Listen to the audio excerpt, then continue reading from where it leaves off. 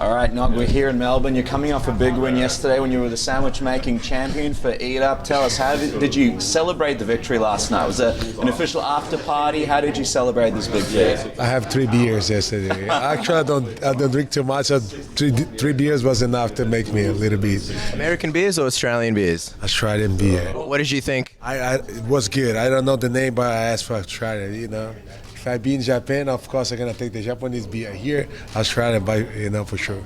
We've got Japanese beer as well. Talk to us about the last year or so. It's been approximately a year since you've been officially retired, but you do have that job with the UFC. How have you been finding working with the UFC in general? It's a great work, beautiful company. I've been working a lot of social in Brazil also, with the new fighters.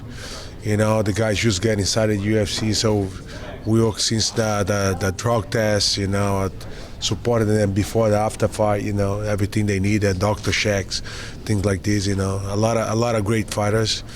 And I know a lot of guys need to be found in Brazil, so we're going to try to support the matchmaker, in this job to, fight a new guys in more shows in Brazil.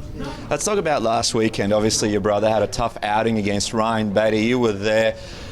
It's been almost a week since then. Talk to us. How's he doing? What were your thoughts on the outcome of the fight? And where's his head at now when it comes to his career and his fighting future? About the fight, Ryan had a perfect strategy. His wrestling was, really good shots. Good way to put Rogerio down. Fight in the cage, I think he took my brother down and keep in the cage for almost 3-4 minutes. Took his endurance out in the first round, and that was perfect match for him. Rogerio couldn't find himself. He fought, he's fought well in the first 2 minutes. Striking better, but Ryan did great. Rogerio is still gonna recover himself. He's okay, 100%. No serious injuries. We went to the hospital after that. We checked everything. But he gonna see what he gonna do now. He's pretty much working in the gyms now. He's had a lot of work he left behind. For 3 months camping. We have a lot of gyms in Brazil, so he gotta run in the business now. For a while. Like you, he's a legend in the sport. A lot of people sort of wondering, is there really anything left for him to do? And people don't really want to see him get hurt in the octagon. People didn't like him taking those punches, and you wouldn't have liked that either. Did you have a conversation with him that, hey, you've achieved so much, maybe it's time to be an ambassador for the UFC and help the sport grow in other facets like yourself in the last year? He even don't know what we're going to do right now. I even don't know. I'm not going to be the guy who's going to tell him what to do, He feel like he trains a lot of striking. He hoped the fight was striking.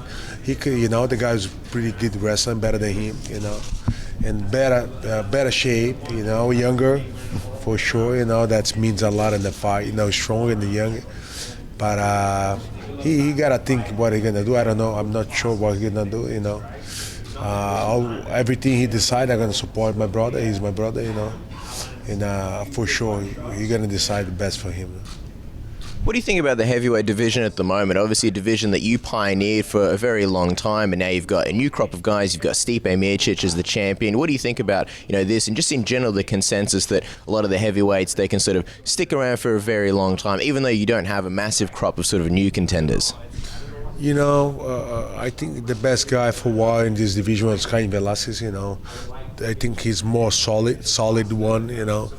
But since he lost to Verdun, he had a great match, the match before.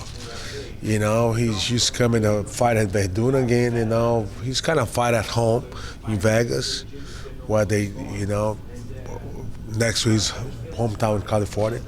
And I think, it's a great fight, to prove who's the best one right there, the heavyweight contender. And the other side, you have Junior dos Santos, who already beat the champ. So the category right now is pretty mixed. Miocic is the best shape right now, but since he lost to Junior dos Santos, I think he got to prove himself fighting Junior dos Santos first. I think it would be fair. He's fighting Junior. Whoever wins, fight the winner between Velasquez and Verdun, but we don't know what's going to happen. You were obviously the best for a long time in Pride, and then you had another pioneer in Fedor who was considered the best, and people have been sort of looking for who is that next big dominant heavyweight. You spoke about how it looked like it might be Cain Velasquez for a while. Do you think Stipe is that guy, and can he be the next Fedor, or do you think Cain Velasquez can come in and sort of, be that next guy? The category pretty much mixed right now. Some guys doesn't match the game, and I think Mutit, if he fights Junior Dos Santos, might be Junior winner. This fight. But Junior's game doesn't match too much with Velasquez's game, because he's wrestling. So the category is pretty mixed right now. Like four big names, can change positions right now. It's not even one like Fedor used to be, like the main guy for the weight division. Speaking of Fedor, were you disappointed that he never made his way to the UFC? A lot of fans wanted to see Fedor come into the UFC near the end of his career. He's obviously not there, and it doesn't look like he's going to get there. Were you disappointed when you saw that he was never made his way down there? He waited too much until he got to the UFC. I think if you've been in UFC like 5 years ago, maybe 7 years ago, something like this, you've been in his prime. But now he get at some age, what I mean? It's not a time to go anymore. So if I'm in his place, it's a time to retire. What do you think about this Mitrione versus Fedor matchup? What do you think about that, and how do you think Matt Mitrione versus Fedor Emelianenko, they're going to be fighting? They're going to be fighting. I mean, the Fedor, of course, is favorite for this fight. He's been fighting more. He's been more in shape. But fight's fight. You never know. You have a Fedor and Maldonado. In the last match, Maldonado surprised him. So fight is fight. Let's see. But Fedor got everything to win this fight. I was interested, you mentioned it a little bit earlier. How does it feel now that you're retired to be able to help the young fighters in Brazil? How does that feel to pass on your skills? And what's the scene like, the MMA scene like at the moment in Brazil? The MMA in Brazil right now is a little bit changing. The generation what used to be Silva, Vitor Belfort, the guys get at 40s right now. So a lot of people stop fighting that often, like Lioro, those guys. So we have a new generation. A couple guys fighting good. That's some talent. Like Moicano, it's a guy from Brasilia. It's a young kid, like 66 kilos. We could see some guys, but not like a big team of guys. You know what I mean? Like we still have the generation of Junior Dos Santos, José Aldo. But we're a little bit behind this generation. I used to be. We gotta find new guys. That's what we're working on. I think Brazil, we gotta work a lot of social. Social projects and like poor kids, like a soccer. A lot of good fighters might come from the favelas, the communities. So we're gonna focus on this in the next 3 years and see what we can find.